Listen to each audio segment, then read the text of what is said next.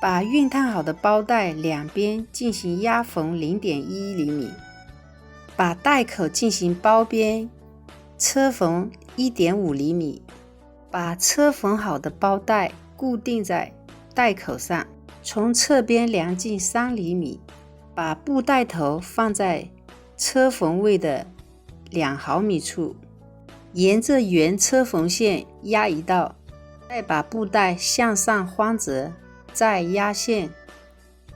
2个包带同样处理，右边口穿好，穿左边一根棉绳，穿好棉绳，打上绳结，草莓购物包也就制作完成了。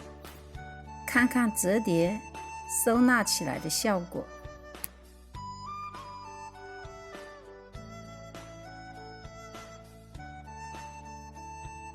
是不是很形象呀？这样的购物包，你是否愿意带在身边？关注丽丽不迷路，每天的更新和您不见不散。拜拜。